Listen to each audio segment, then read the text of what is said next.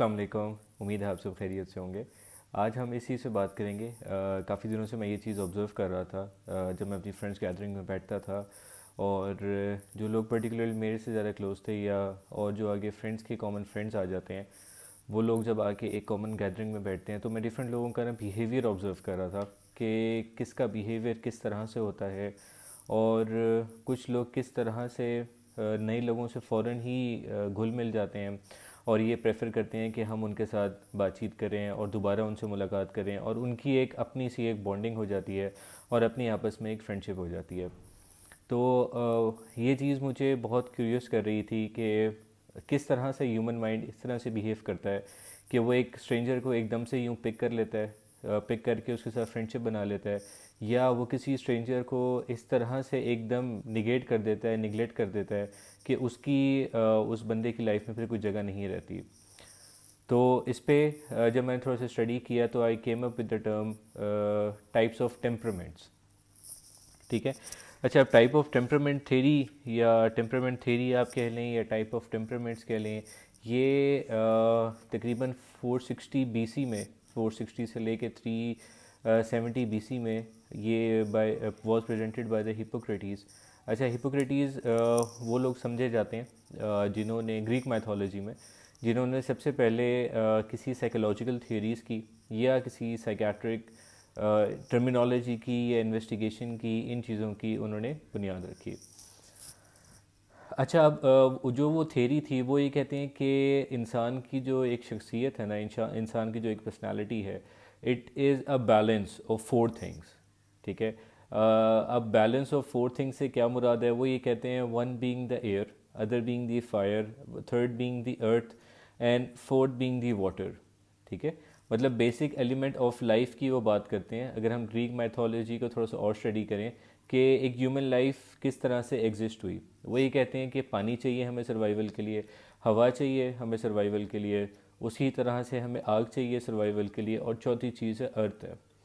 अब इसमें देखा जाए, वो कहते हैं अर्थ से हमें खाना मिलता है, जो खाना वहाँ से मिलता है हम उसको फायर से कुक करते हैं या फायर से हम गर्मी लेते हैं। तीसरी चीज़, जब हमारे पास प्यास लगती है तो हम पानी से उस चीज़ को बुझाते हैं, और air is the oxygen that we breathe in. तो इस तरह से उनकी ये थियरीज थी। तो वो कहते हैं इन सारी चीज़ों को ना ह्यूमन बॉडी के अंदर, ह्यूमन पर्सनैलिटी के अंदर एक सिंक पे होना चाहिए। अगर वो सिंक पे नहीं होती तो अ ह्यूमन बॉडी के not have a stable personality. ठीक हो गया। अब उन्होंने कहा कि अगर कोई एक आधा एलिमेंट किसी में प्रीडोमिनेंट हो जाए तो उसको हम क्या कहेंगे। तो उन्होंने इस तरह से थ्योरी ऑफ टेम्परामेंट निकाली या टेम्परामेंट थ्योरी निकाली, जिसके हिसाब से, उनके हिसाब से देर आर फोर टेम्परामेंट्स। ठीक है।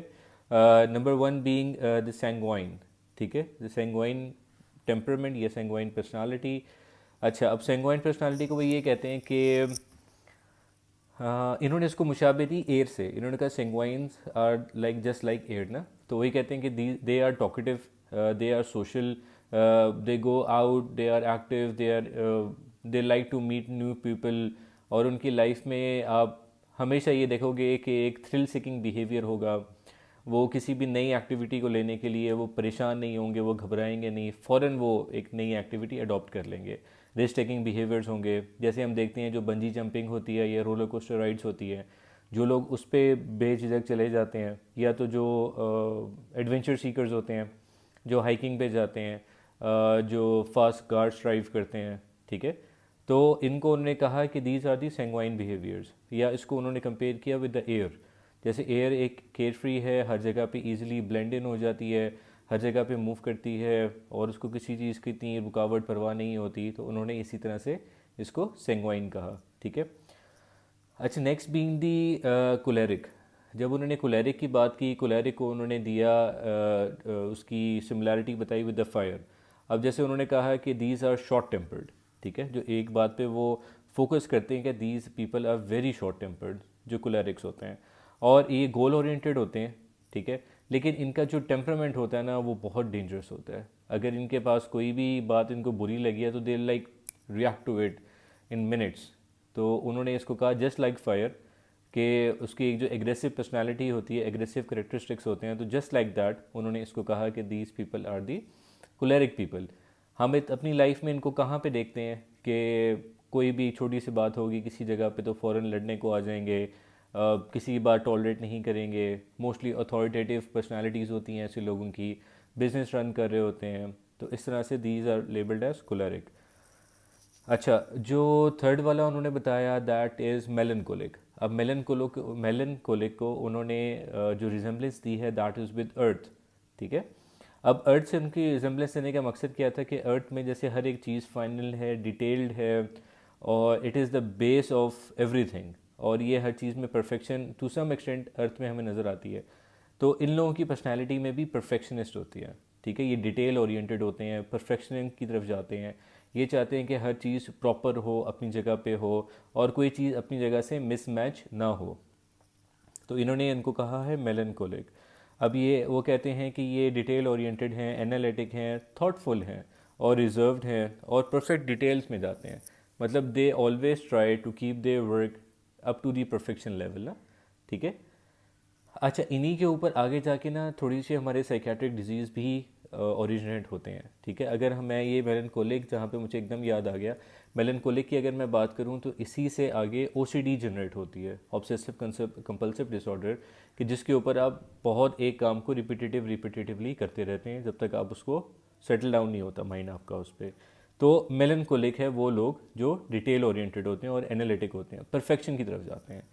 अच्छा, एंड में आ जाते हैं फ्लेगमेटिक। फ्लेगमेटिक को ये कंपेयर करते हैं वाटर के साथ।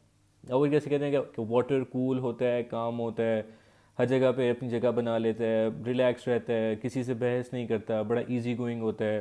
तो फ्लेगमेटिक वो कहते हैं ये रिलैक्स होते हैं, पीसफुल होते हैं, क्वाइट होते हैं, इजी गोइंग, सिंपथेटिक होते हैं, लेकिन अपने इमोशन छुपा के रखते हैं।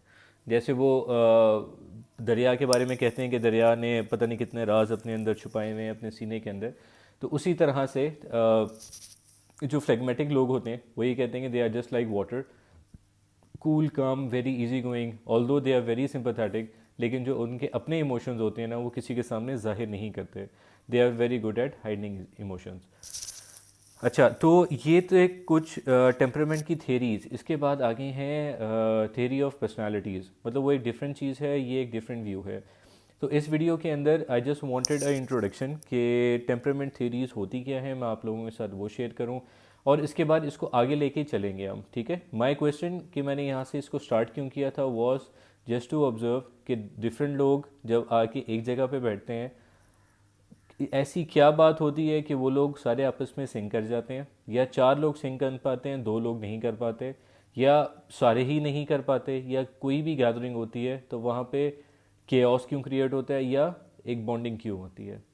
मतलब I just wanted to understand the human behaviour of this. ठीक है। This is my question. उस पर मैंने एक first theory that I came up was this. Second, इसके बाद मुझे एक पर्सनैलिटी थेरी मिली थी, इंशाल्लाह उसको आगे डिस्कस करेंगे। तो इसमें मैं आप लोगों के व्यूज़ का इंतज़ार रहेगा कि आप लोग मुझे बताएं कि माय क्वेश्चन कि कैसे लोग आपस में बॉन्ड कर जाते हैं या एक दूसरे को रिपल्स करते हैं, इसकी आप लोगों के नज़दीक क्या रीज़न हो सकती है।